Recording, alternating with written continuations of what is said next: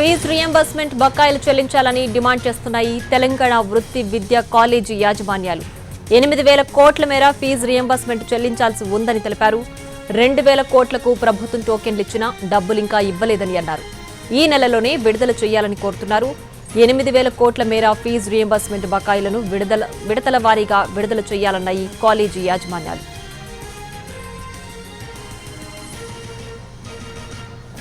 తెలంగాణ వృత్తి విద్యా కాలేజీ యాజమాన్యాలన్నీ ఒక్కటై ఫెడరేషన్ గా ఏర్పడ్డాయి.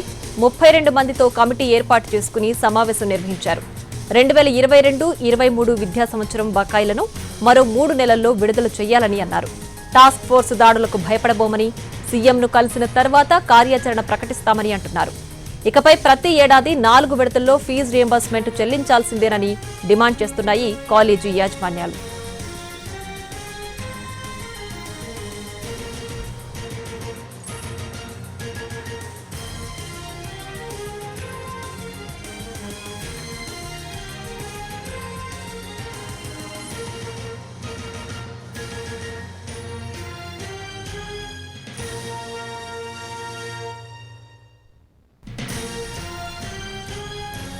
ఫీజు రియంబర్స్మెంట్ బకాయిలు చెల్లించాలని డిమాండ్ చేస్తున్నాయి తెలంగాణ వృత్తి విద్యా కాలేజీ యాజమాన్యాలు.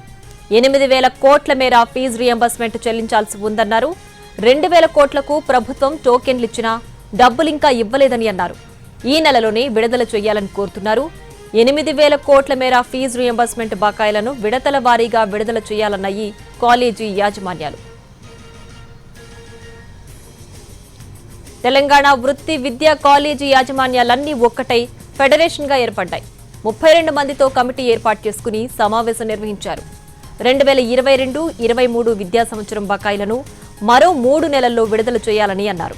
టాస్క్ ఫోర్స్ దాడులకు భయపడబోమని, సీఎంను కలిసిన తర్వాత కార్యాచరణ ప్రకటిస్తామని అంటున్నారు. ఇకపై ప్రతి ఏడాది 4 విడతల్లో ఫీజు రియంబర్స్మెంట్ చెల్లించాల్సిందేనని డిమాండ్ చేస్తున్నాయి కాలేజీ యాజమాన్యాలు.